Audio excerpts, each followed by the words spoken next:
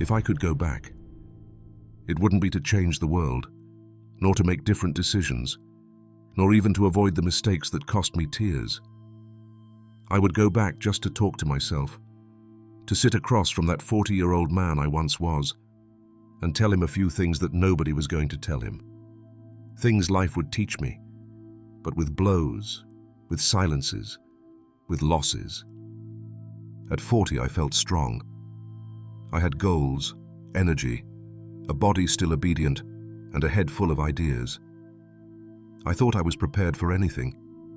I believed time was under my control, that I could postpone what mattered, that my loved ones would always be there. I thought I was wise, not realizing that true wisdom doesn't come with achievements, but with years and with blows. I had no idea what lay ahead. I didn't know how fragile the body becomes as time passes. I didn't know that some people vanish overnight without warning. I didn't know that silence weighs heavier when you get used to not saying what you feel. And above all, I didn't know that life doesn't wait. What you don't live today, you can't recover tomorrow.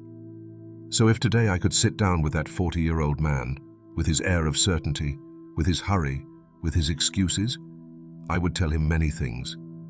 I would speak to him as you speak to someone you love deeply, but who doesn't yet understand. I would tell him truths that sting a little, but that save more than they hurt. Because if there's one thing age has taught me, it's that sometimes an honest conversation is enough to change the course of a whole life. And today I want to have that conversation, not just with myself, but with you.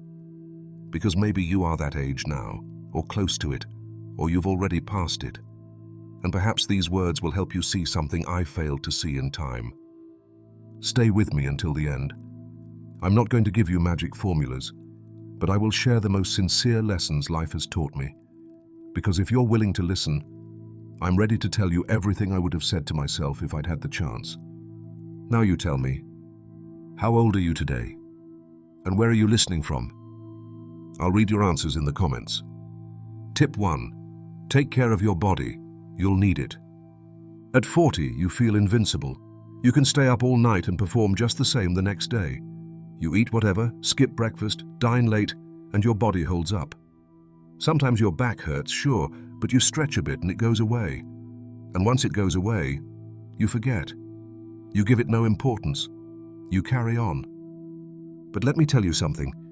The body doesn't forget. Everything you tolerate today without noticing, tomorrow it charges you for, with interest.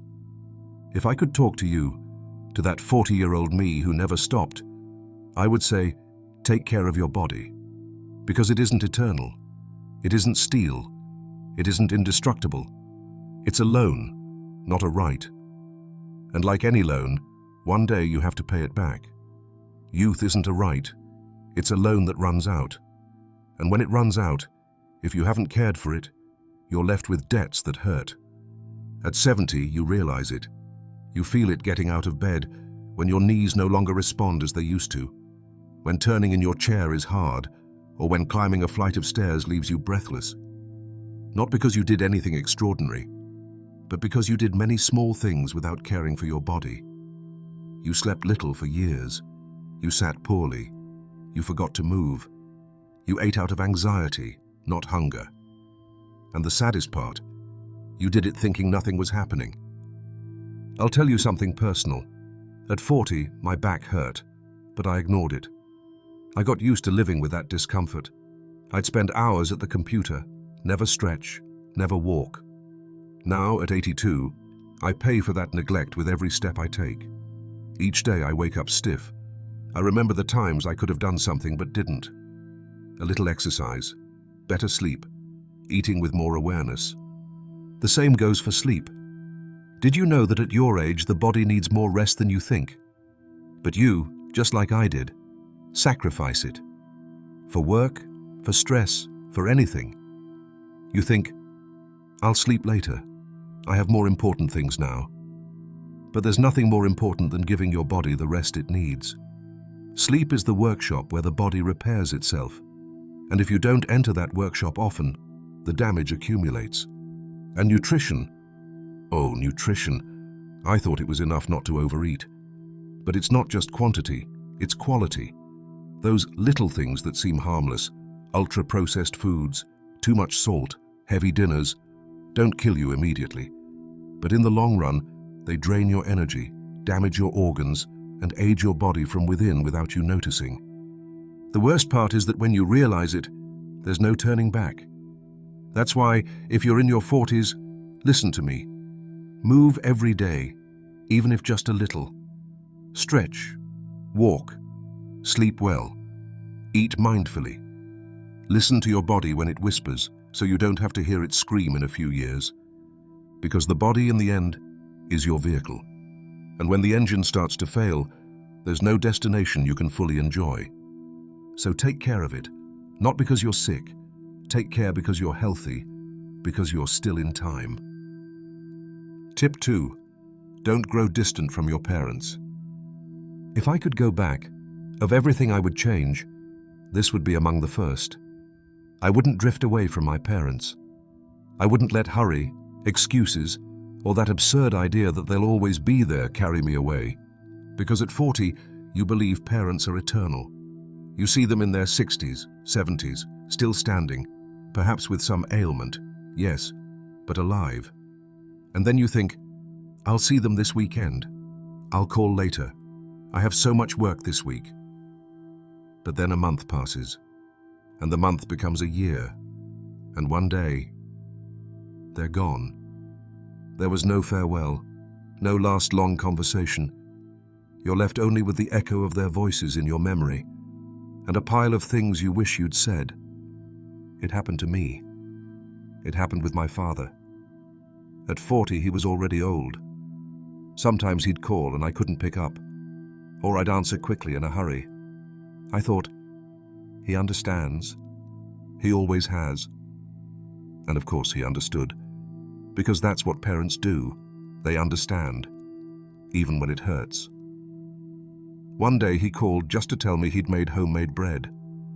I had a meeting and told him I'd call later. I never did. 3 weeks later, he was gone. And that bread, I never knew if it tasted good. I never knew if he just wanted to share an achievement or if he already felt his time was running out. With my mother, it was different, but equally painful. The last time I saw her, we argued over something silly. Nothing serious, nothing that couldn't be fixed with a call. But I never made that call. Days passed with that stupid pride we carry without noticing, until one night the phone rang, and it was too late. I was left with a knot in my heart that never unties, with words left unsaid, with hugs never given. That's why, if you're listening, and your parents are still alive, I beg you, don't drift away. Call them, listen to them, visit them for no particular reason. It doesn't have to be a special occasion. Sometimes they just need to know you're there, that you think of them, that you're still part of their day. Because a moment with your parents can't be recovered. You live it, or you lose it. So if you have them, live them. Today, not tomorrow. Today. Tip 3. Learn to be alone without feeling lonely. At 40, life feels like a wheel that never stops turning. There's always something. Friends, partner, children, work, meetings, dinners, commitments. If you're alone, you worry. If you're not alone, you feel overwhelmed.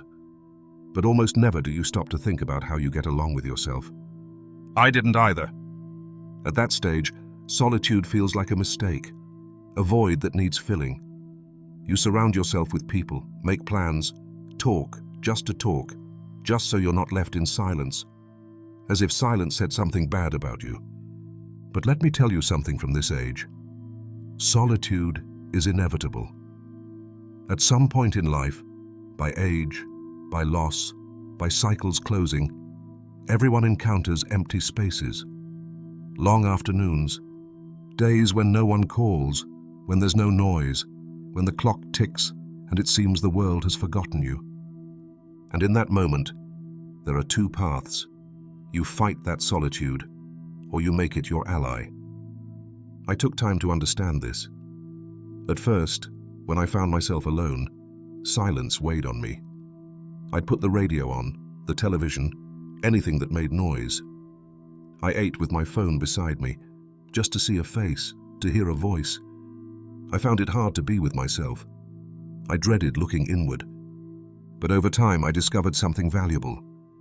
Peace isn't in others. It's in you. Being alone isn't the problem. The problem is not knowing how to be alone. And that can be learned. It's trained. It's cultivated. I wish I'd done it sooner. I remember one afternoon not long ago. It was Saturday. No one was coming over. I had nothing pending, and I decided not to fill the day with distractions. I sat on the balcony with a cup of tea. There was no music, no television, only the sound of the wind and the sun slowly setting. I sat there for over an hour, without speaking, without looking at my phone, just with myself. And do you know what I felt? Calm. No anxiety, no hurry, no sadness. Just a kind of tranquility that embraced me without squeezing. And then I understood. When you learn to be at peace with yourself, solitude ceases to be a punishment and becomes companionship. If I could talk to my 40-year-old self, I would say this: don't flee from silence. Don't fill it with noise. If you find it hard to be alone, there's something to look at there. Make peace with yourself. Learn to listen to yourself without fear. Because one day, you will need yourself more than anyone else. And if you know yourself, if you understand yourself, if you accompany yourself, that day won't be so hard. Practice today what will be inevitable tomorrow.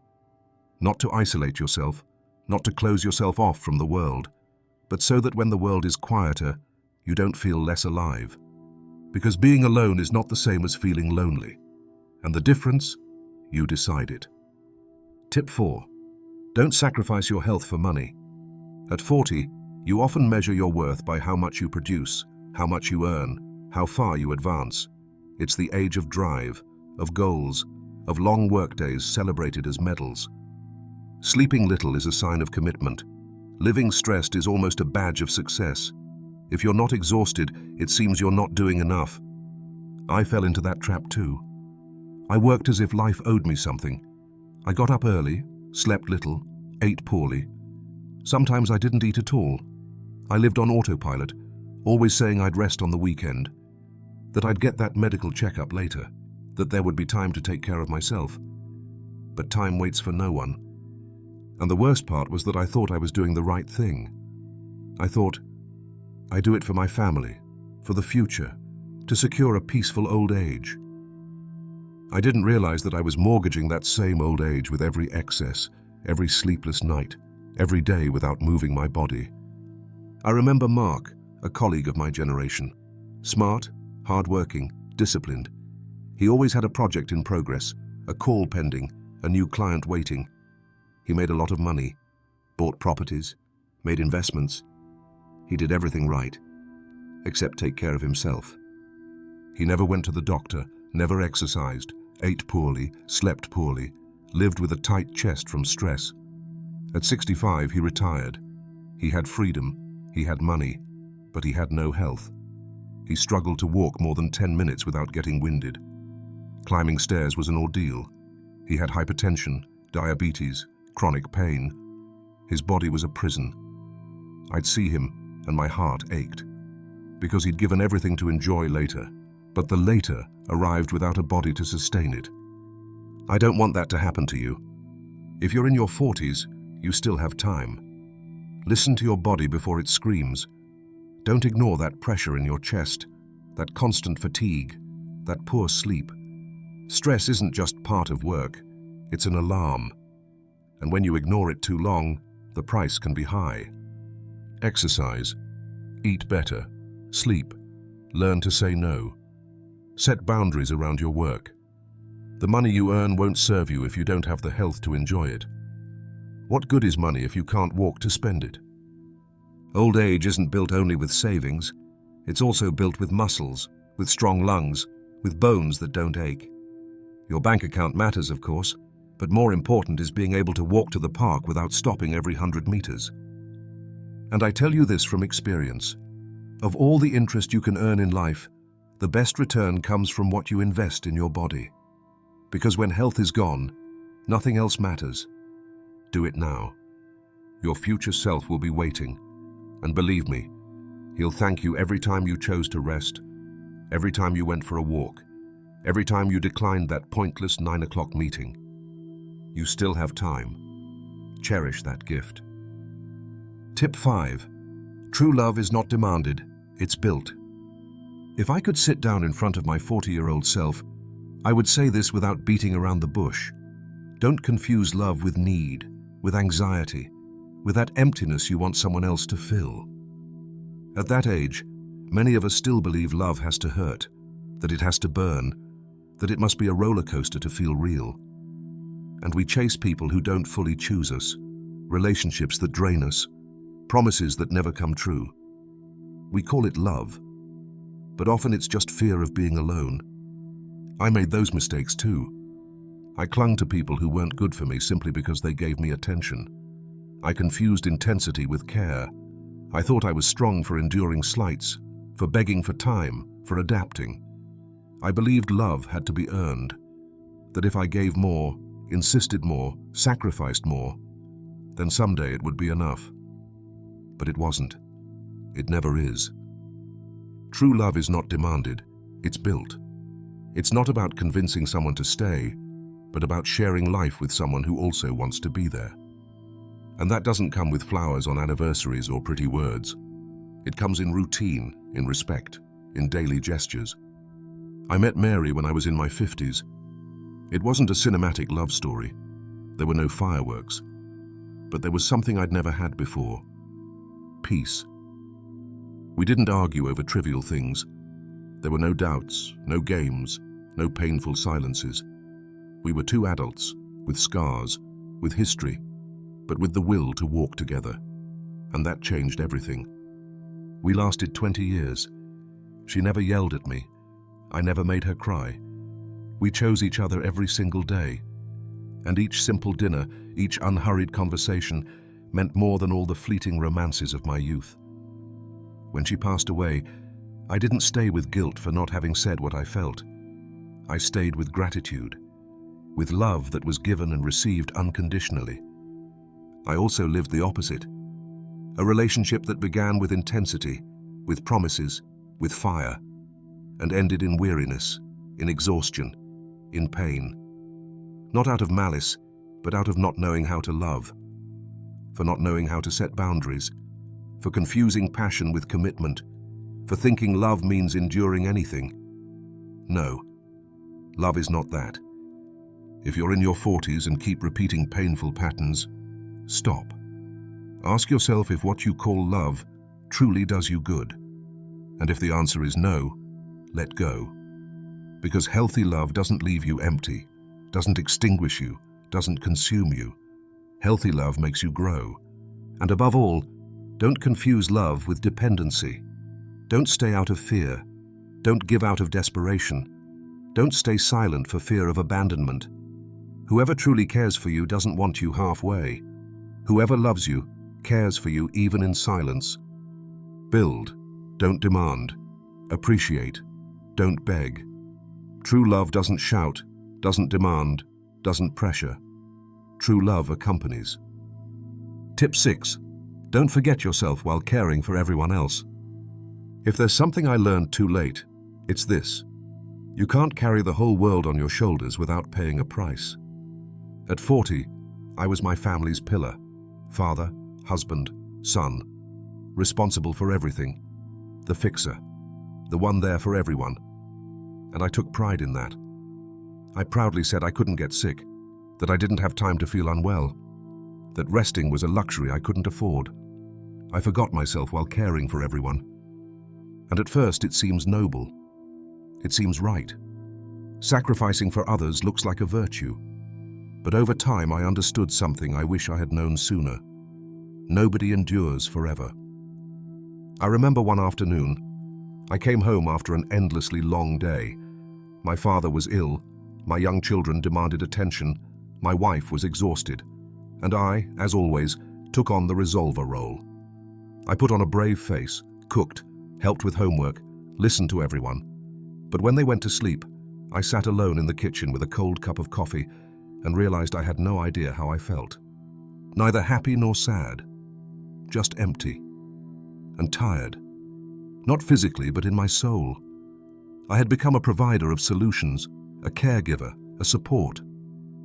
But I no longer remembered myself as a person. I had forgotten what I liked, what I dreamed, what I needed. I had completely abandoned myself. And the worst part is nobody thanks you as you expect. Not out of malice, but because when you give without pause, others assume you can keep going forever. Until one day you can't. And then they notice. But by then it's too late. Your body starts to protest. Your mind wears out. And everything you sustained begins to wobble. So if today you're caring for everyone, your children, your parents, your partner, your work, your home, pause. Look in the mirror and ask yourself, and what about me? It's not selfish, it's survival. Because when you fall, everyone who depends on you falls too. Take care of your health. Breathe. Take a day off. Talk about how you feel. Don't relegate your emotions to second place as if they didn't matter. You also deserve to be heard, supported, and held. Don't wait for collapse to give yourself permission to rest. Don't reach old age wishing you had taken better care of yourself. Being the pillar is valuable, yes, but even pillars need maintenance. Remember always, you cannot give what you don't have. Take care of yourself too. Tip 7. Time with your children is worth more than any gift. If I could look into the eyes of my 40-year-old self, I would say something that now pains me to admit. Children don't need you richer. They need you closer. Back then, I worked really hard to give them the best. New clothes, trendy toys, gadgets, trips. I told myself it was all for them, that every extra hour at the office, every busy weekend, was an investment in their future. But over time, I realized the greatest investment wasn't money. It was my time, my attention, my presence. I remember my daughter's 8th birthday. I bought her the bicycle she'd longed for. I made sure it was the exact model, in her favorite color, with a shiny bell. I left it in the living room with a huge bow. But I wasn't there that day. I had an important meeting. I left early, came back late, and she was already asleep. Years passed. One day, talking as adults, I asked her if she remembered that bike. She looked at me and said, "Yes, but I remember that you weren't there." Something inside me broke that day.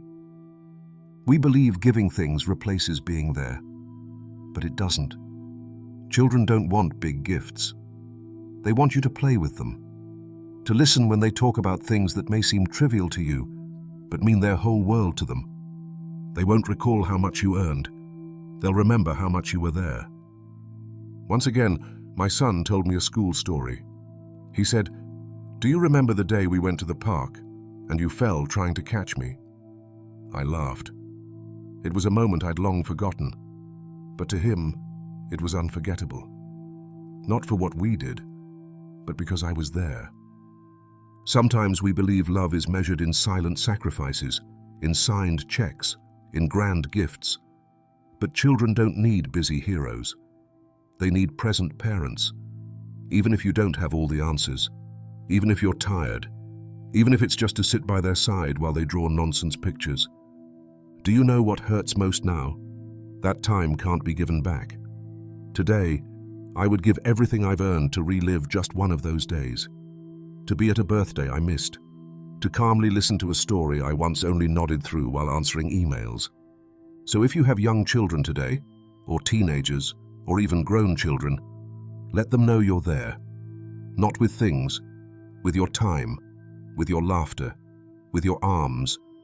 Because when you're gone, what remains in them won't be your gifts. It will be your gestures, your words, your presence. Time with your children is the greatest legacy you can give them. Don't trade it for anything. Tip 8. Don't worry so much about what others think. If I could sit down with my 40-year-old self, calmly and without judgment, I would look at him tenderly and say, "Stop worrying so much about what others think." At that stage of life, everything seems to revolve around expectations, what you should have, how you should live, what is expected of you even if you never chose it. You dress to please, work to impress, buy to fit in, stay silent to avoid making waves, and before you know it, you stop being yourself and become a version molded by others' opinions. I recall decisions I made simply because they looked good. I changed cars because mine no longer appeared sufficient. I went to places that didn't interest me. I spent on things I didn't need, all to give the appearance of success, of having it all together, of being where I was supposed to be. But do you know what I learned over the years? That none of that matters. Over time, what others thought faded away. The critical gazes vanished, the external voices quieted, and the only thing left was me, wondering why I didn't live more freely, more true to what I really wanted. Because others' opinions don't pay your bills. They don't dry your tears. In my 70s, you realize very few people will stay with you until the end, and that many of those you stressed over don't even remember you. They lived their own lives, made their own choices, while you tried to shape yours through their eyes. And why? What did you gain? Today I understand that every minute I spent worrying about fitting in was a minute stolen from my authenticity. I missed opportunities, true friendships, moments of simple joy, all to follow a script I never wrote. If you're in your 40s and feel the pressure to please, to comply, to follow the path others laid out as right, pause for a moment. Ask yourself if that's the life you chose, or the one they told you to lead. Don't live for applause. Live for peace. Don't follow roads others point out if in your heart you know they don't lead where you want to go. Because at the end of the day, when the noise dies down and you're alone with yourself, what others thought doesn't matter. What you feel does. Be true to yourself. Be honest with yourself, because no one else will live your life for you. If I could sit with you, with that 40-year-old version of yourself who still believed there was time for everything, I would look you in the eye with affection, not to reproach, not to change the past, just to say something I would have loved to hear back then. I wish you had told me this at 40, but today I tell it to you from 80. Take care of your body, because you'll need it more than you think. Don't drift away from your parents, because they won't always be here. Learn to be alone, because solitude will come, and it's better not to be caught off guard. Don't sacrifice your health for money, because in the end, you can't buy back the time you lost. True love isn't demanded. It's built, with respect, patience, and honesty. Don't forget yourself while caring for everyone, because you deserve rest and love too. Time with your children is worth more than any gift. Being present is the greatest act of love. And please, stop living preoccupied with what others think. They won't live your life for you. These tips aren't magic formulas. They're not written in stone, but they are etched in skin, in scars, in silences, and in the tears I shed for not understanding them sooner. Still, there's one thing I learned with the years, and today I offer it to you as the final tip. It's never too late to change. No matter if you're 40, 50, or 70, if you're here today with a body that still breathes, a heart that still beats, a mind that still dreams, then you can still begin anew. You can still make that call you postponed. You can still forgive yourself. You can still love without fear, speak your truth, care for yourself as you've always cared for others. Because if today you have health, love, and time, you have everything. Don't let the noise outside make you forget what matters within. And if you've read this far, if these words have accompanied you, tell me one thing. What would you say to your younger self? Share it in the comments. I'll read you with an open heart.